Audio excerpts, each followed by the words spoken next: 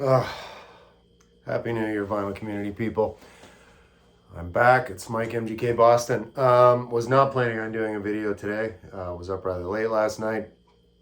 But anyway, not feeling too bad today. In my old age, just shake it off and move into the new year. So I saw Mr. Rob Walker has put out the Vinyl Tag 2023. I'm hereby, after reading these questions, going to call Rob the professor of difficult vinyl tags.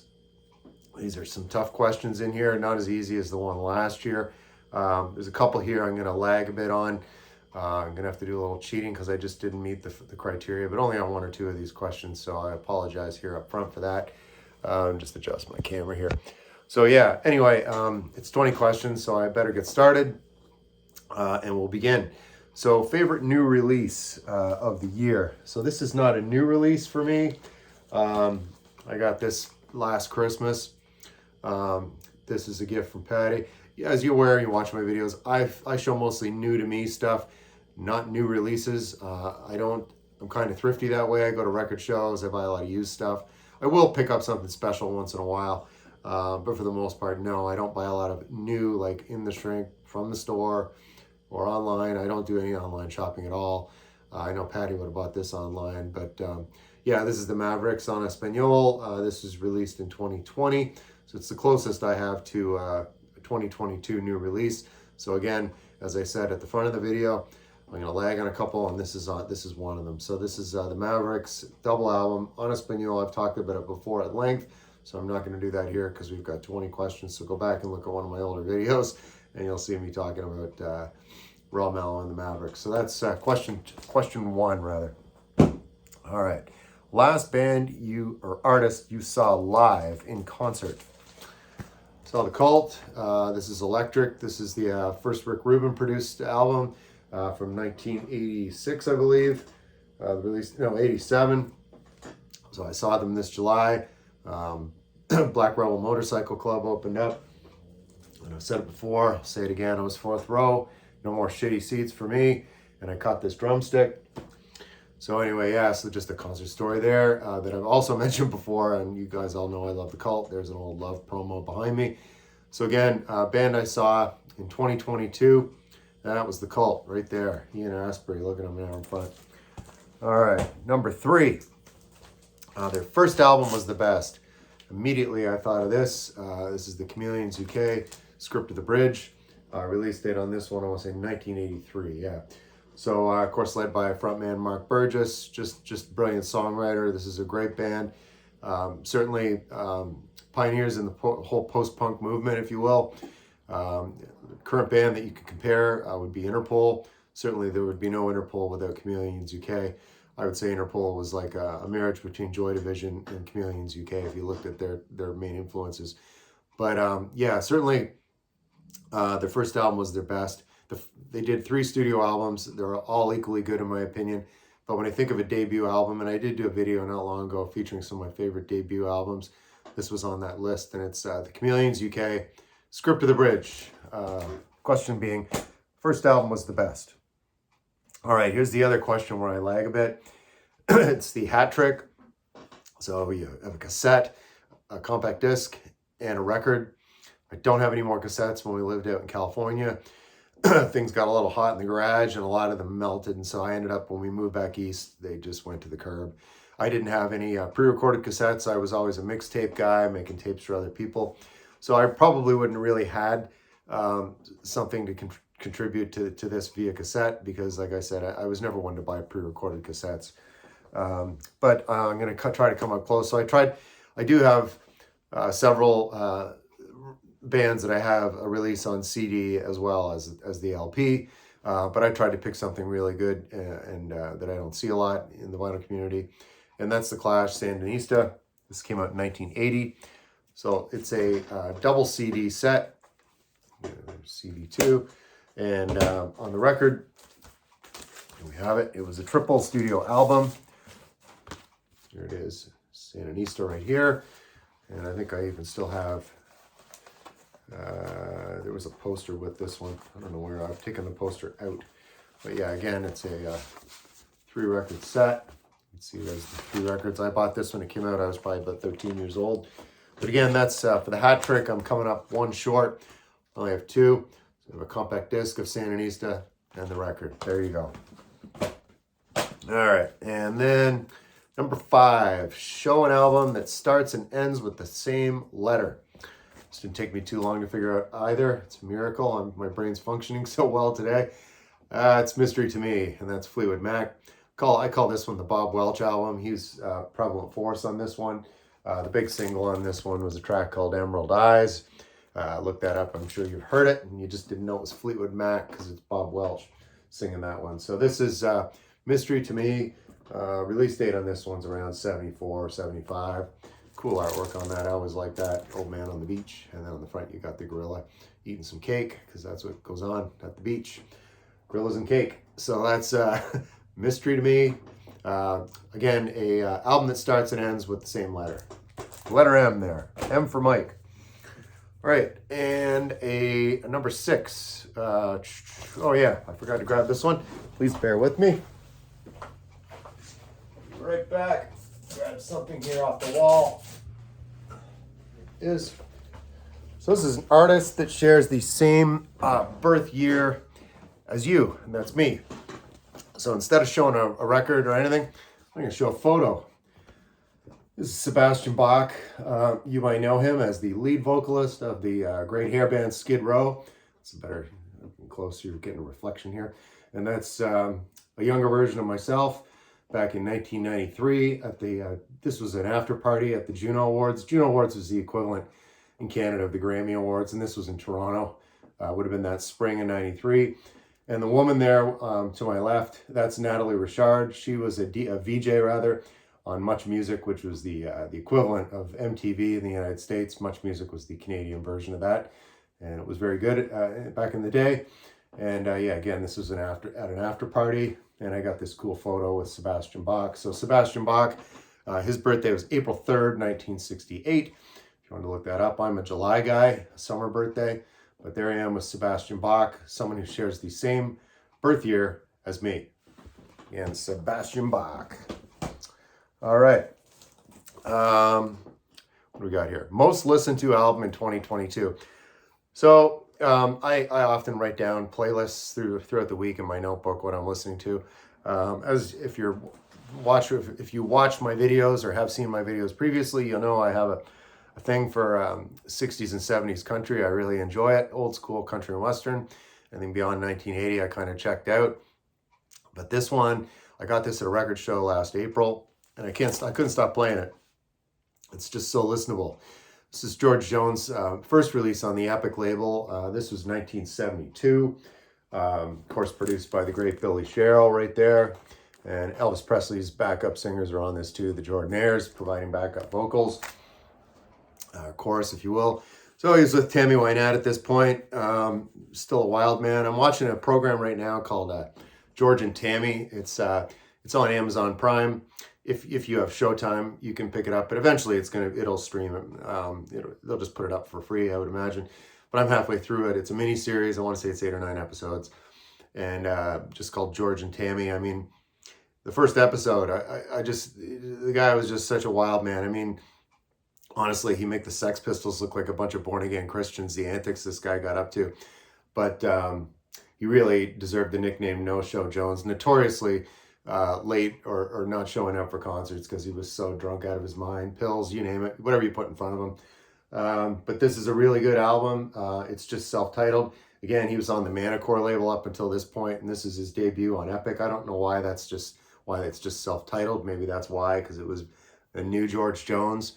But all the songs are so likable and listenable. Loving You Could Never Be Better, The King, Try It, You'll Like It, Let's Make History, I'll Take You to My World. That's just an excellent ballad. And She's All I Got. I mean, it's a quick listen, and it's just a really good one. He's just got a voice like maple syrup. It's just great. Best singer, best male vocalist in country music, I would say, ever. Probably next to Johnny Cash, but still, he's number one in my book. So I got a bunch of George Jones, and this is probably my favorite. I'm up to 10 or 11 George Jones albums, and yeah, he was really at his peak here in 72. It's just really great. And again, if you have Amazon Prime, please check out that mini series, George and Tammy. You won't be disappointed. yeah, he'd put most rock musicians to shame. Just a wild man, crazy guy. All right, and most listened to artist in 2022. Well, this is one that goes year to year for me. I'm a big Grateful Dead fan too. And this is, of course, the Europe 72 triple. It's got some writing on the front because I ended up getting this in a collection I acquired a few years ago from a coworker. But other than the writing on the front, the record's inside and a little wear on the jacket because this is an original pressing. Everything else is in top-notch physical form. Plays great. It's a triple LP set again from the Europe 72 tour. And yeah, I mean, it'd be really uncommon for me for a week or two to go by where I don't listen to some Grateful Dead, either in the car, when I have a long commute. I may throw it on because I have some stuff on compact disc. I still have a CD player in my car. And of course I have a bunch of records too, including this Europe 72. But yeah, most listened to year to year. The only second to that might be Frank Sinatra, typically every Sunday afternoon. It's like a religious thing with me. I always listen to a Frank Sinatra album. It kind of mellows me out before the work week starts. I just really enjoy it. If there's not football on that I'm looking at, of course, after a game, I'm actually missing the Patriots game right now. I wanted to jump on this video, but I know they're going to lose today. The playoffs are not in the cards, I'm afraid, for my team this year. But anyway, can't win them all. But anyway, I don't want to get sidetracked. But again, most listened to artist would be Grateful Dead in 2022. An Australian artist band. I'd like Ben Rankins to comment on this when he sees my video. I don't know a lot about these guys, but I'm sure Ben does, or my friend John D over at Down Under Tunage. This is the Screaming Tribesmen. It's a 4-song EP on some label here called Dutch East Trading Company. I would have bought this when I was in university in the late 80s. I must have heard the track on here, Move a Little Closer, was the one I do remember from this. Again, it's a 4-song EP. But again, an artist show band from Australia, and that's the Screaming Tribesmen. I've never seen these guys shown in the vinyl community. So again, my Australian friends, Ben Rankins and John D over at Down Under Tunage, please drop a comment below. Let me know what you know about the Screaming Tribesmen. All right. Surprising purchase of 2022. Well, I surprise myself all the time. And it's that whole saying, there's no such thing as guilty pleasures, really. You like what you like, right? So anyway, this is an example of that. So this is something I picked up probably earlier. I bought this at a local shop. It's funny, I have a memory. I always remember where I buy things. But yeah, so this is a guy, Eric Carmen. This is his self-titled debut. I saw this sitting there, and it was only a few bucks, and it was in near mint condition. Of course, he was the vocalist for a band called the Raspberries, but he had much greater solo success than he did with his first band, the Raspberries, and this debut certainly represents that success. So this is a self-titled 1975 debut. The reason I like this, and I guess it's surprising maybe to some of you that watch my channel, when I was a young child, we had a summer cottage, this back in Ontario, Canada, where I'm from, and it was in a rather remote area. So back then, 1975, we didn't have a stereo at the cottage. We had, we'd had a primitive, like a boombox, if you will, and AM radio was the thing, and you could pick up AM radio signals from further away than FM. And there was a small town radio station that would play all these hits, at the time, and this is no exception. So of course on this one, Never Gonna Fall in Love Again, that's a big ballad on here. So that was, you'd know that song. This starts with Sunrise. That's a big production on that one. And All By Myself, that's another ballad on this. But yeah, I just remember this when I was a child. I remember hearing it on the radio, and it brings back some memories for me from those days. I would have been an 8-year-old, if that, but I remember it. And it's very listenable when I'm in the mood for something just you want to check out. It's some light pop, polished, really good pop. Top 40, it doesn't get any more top 40 than this or commercial. That's Eric Carmen. So that's a surprising purchase of 2022. Well worth it for a few bucks for the nostalgia factor. So this question, I think I understood it, but we're going to find out. So it's an artist or a band you're complete on, is how it was written under the vinyl tag description for questions. So I take that as a band that you're a completist on. You have everything. So this is Cream. This is their final release. It's a mix of studio and live stuff. Side 1 is the live stuff, and side 2 is the studio stuff. So yeah, there they are. There's Eric Clapton, Jack Bruce, and Ginger Baker, the power trio that they were, and that's Cream. So again, the question is artist band you're complete on. So I'm gonna, if I understood that right, it's someone you have all their stuff in your collection. So I have everything Cream did, and I even have a couple of Jack Bruce solo albums. But for the purposes of this, it's Cream, and I have all their stuff. Completist, I guess. Okay, a great run of 3 albums. So according to Rob Walker, it didn't have to be the first 3. It could be midway through the career. It's 5, 6, and 7th. In this case, it's 2nd, 3rd, and 4th. And the band is the Eurythmics. So they had a debut album called In the Garden. I don't have that. It's not very good, so that's why I don't have it. I'm not a completist with the Eurythmics, but I do really like them. So, of course, this is Sweet Dreams Are Made of This. I want to say this is around 1982. And, of course, you know, there's Annie Lennox on the cover. So there's one. Here's the second one. This is Be Yourself Tonight. And this was 85. There's Dave Stewart on the back right there. And then the third one, this is Touch, 1983. I'll have these in the wrong sequence. But anyway, they did come out in some kind of order, these 3 albums. And there's 3 from the Eurythmics. And again, that's Touch. And there's the beautiful Annie Lennox all masked up. All right, next one was an easy one. I'm a child of the 80s while I was in my teen years, and then I was a freshman in college in 87, so a lot of great music. I was into a lot of punk and new wave. That was my thing, and a lot of reggae. And so an 80s soundtrack was an easy one. If you're a fan of the 80s, you would know the great director John Hughes. See right here, it's a John Hughes production. He didn't direct this one. It was directed by this guy named Howard Deutsch, but John Hughes had his hand in some really great coming-of-age teen movies, and this is one right here. There's Eric Stoltz, Mary Stuart Masterson, and Leah Thompson right there. What a beauty. So this is a great soundtrack, actually. You can see on the back, here's the film credits. So Brilliant Mind is an excellent track by a band called Furniture. I Go Crazy by Flesh for Lulu. Stephen Duffy, She Loves Me. March Violets even had a song on here, which is surprising. They were kind of a goth outfit, sort of taking a page out of the Sisters of Mercy book. That band, the March Violets, that is. And of course, side 2 kicks off with The Hardest Walk, and that's the Jesus and Mary chain. And this is an example of an 80s soundtrack, and it's some kind of wonderful. Excellent, excellent. Great movie, great soundtrack. All right, we lost them in 2022. Well, we lost a lot of people, but swinging back to the country and western theme, it's a great Loretta Lynn. This was her first album that she did with Conway Twitty. They did a couple albums together, all duets, and it's really great. How about that hair? I mean, I don't know. I'd rather be bald than have that hair, actually, looking at that. I'm not sure I want to go with the Conway Twitty look. But anyway, this is called We Only Make Believe. Right there, you can see right there the title. I want to say the release date on this one's 1971, 1972. I'm pretty confident in that guess. A lot of great stuff on here, ballads for the most part. It's Only Make Believe kicks it off. The One I Can't Live Without, Will You Visit Me on Sunday? Don't Tell Me You're Sorry. I mean, you get the picture here. It's real traditional country and western by those song titles. We've Closed Our Eyes to Shame. There's another one, right? Boy, that sounds sad. But both of them have excellent voices, and this is really good.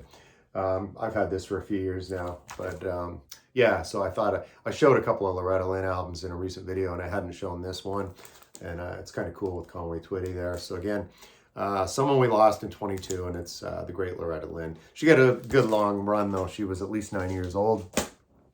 So anyway, her time had come. Number 15, disappointing purchase in 2022. Yeah, I mean, once in a while I come up with, you know, a piece of, like a piece of coal in your Christmas stocking, something that's just not very good, and you want to throw it overboard. Well, I usually just keep a reject pile, and when it gets to around, 30 albums, I'll take them in on a local shop I have here, and I'll trade them in for store credit. Typically, it's nothing of great value anyway. This one I've shown before. And I'm just going to show it again because it's the cover's brutal, the record's brutal.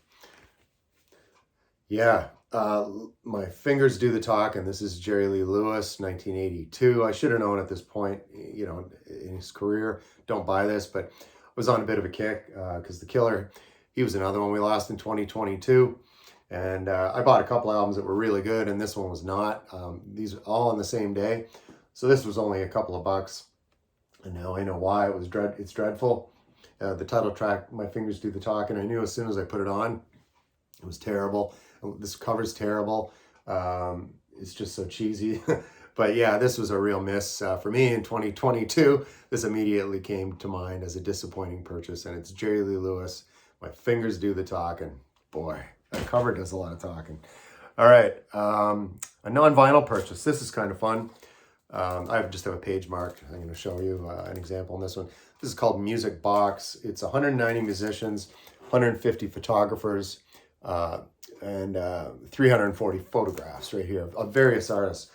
So my teenage daughter, or our teenage daughter, she's a huge reader, and we went to this big warehouse bookstore not too far from where I live here in the greater Boston area. And we were there for a couple hours one afternoon. And of course, I go right to the music section and biographies. And this is really a nice package. It actually has a magnet. So it clicks like this, you can see, opens up. And it's a collection just of some really nice, there's Tom Waits. Who's that there? Brian Eno right there. So yeah, but I had this page marked here because, yeah, we just mentioned her. Really nice photo of Annie Lennox right there. So this book is basically, it's all photos, and there's a bit of biographical information, you know, peppered throughout, but it's mostly these great photos. I mean, these are excellent. Like this is Herbert's or Annie Leibovitz quality photos. I didn't know a lot of the names of these photographers, but this book was in just mint condition. There's Queen. I shot a Queen backstage. There's Freddie Mercury. Just a lot of great photos just like this one. Again, it's called Music Box. I'm not sure the release when this book came out. Let's see here. 2012. So yeah, anyway, this is just a good example, I thought, of this is a a non-vinyl purchase rather. So yeah, I could have shown a DVD, but I'm like, yeah, I do that all the time. Why not show a book and a great collection of photographs in this book to boot. So there you have it. It's a Music Box, an example of a non-vinyl purchase. We're almost at the end here. I can't believe it. 20 questions. I'm trying to be brief. So what do we have next? You found a grail. Well, like Rob Walker says, he doesn't really like that term, and frankly, neither do I. I never use it. I think of grail as you know, something to do with, you know, King Arthur, and they're looking for the Monty Python Holy Grail. That's what I always think of when I hear grail. But anyway, yeah, so I don't seek out grails, as you will. But this is something unique. So again, this is a question maybe where I'm lagging a bit, and I apologize for that. But this is a near mint reissue of a Ray Charles album, 1988. And I got this again at a show recently.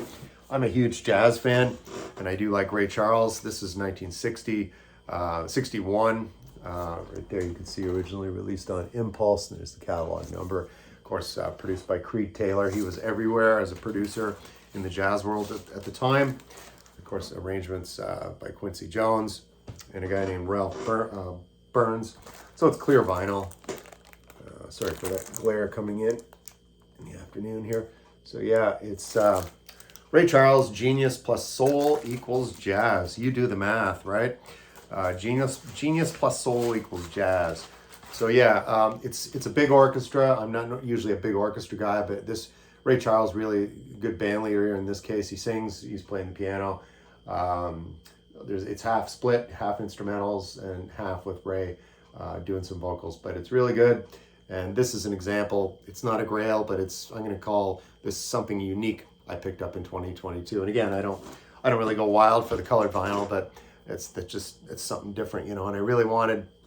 That was on a list of stuff I was looking for, and I actually bought that at a show back in October. All right, space-themed album sleeve or song. So here we have it. I'm going to show a compact disc just because. This is spiritualized, and this is, ladies and gentlemen, we are floating in space. Ladies and gentlemen, we are floating in space. So there's an example of a space-themed album, if you will. It's just a real trippy record. You feel like you're floating in outer space at points on this one.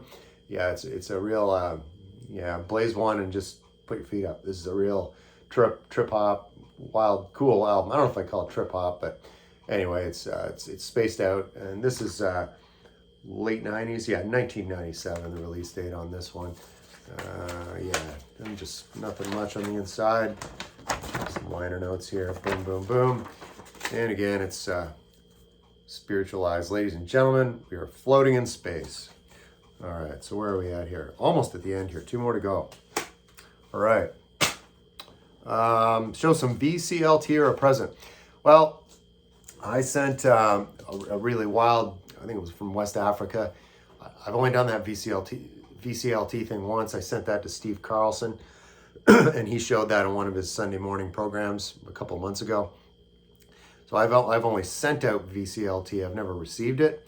So everybody, you know, I like vintage country and western as an example. Ping me, get my address, and send me some. I'm all about VCLT. If you'd like to send it to me, I'll take it. But anyway, the question was, show some VCLT or a present. I was just getting sidetracked with that. So as I said, I've never received any, but I did receive a present for Christmas. I'm sorry, I just made a video 2 days ago talking about Mike Oldfield, so this is going to sound repetitive. I'm not going to get into the detail of Return to Omadon. This is from 2017. My wife Patty picked this up for me and gave it to me. I was under the Christmas tree a few days ago, last week rather, and this was a present I recently received, and it's Mike Oldfield, Return to Omadon. That's a brand new record for me. All right, and lastly, show an album released in 1973.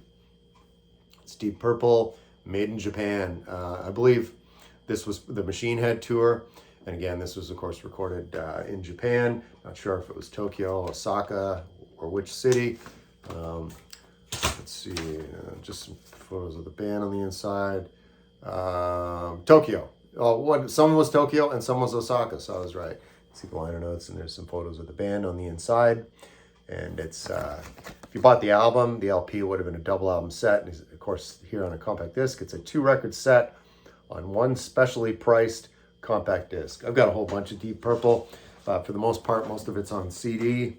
And that is that. So that's going to wrap up this Vinyl Tag 2023, folks, with the last one being an album from 73, the great Deep Purple.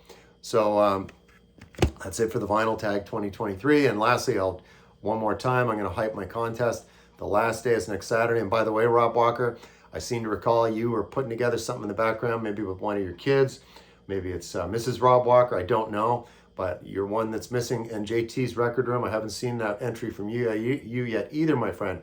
So there's still time, folks. I've had 15 really great entries. If you look up my contest, push to 400 subscribers. You'll never hear me ask for subscribers. I am now because I'm having a contest, but I'm not one of those to ask for subscribers. If you like the content, you typically subscribe. But I do like seeing these contest entries. My first and last contest that I'll be holding, it's been a good one. It's a very unique contest. Like Rob Walker, I didn't make it easy, like this Vinyl Tag. If you've watched any of the entries, you'll see why it's not an easy, typical contest. So I'll leave it at that. And with that, folks, I'll wish you a great, happy new year. All the best in the coming year. Hope it's a good one for you. My family, we had a good one in 2022, so I want to keep that momentum rolling right into the new year. So all the best, everybody, all you vinyl community people. I'll see you next time.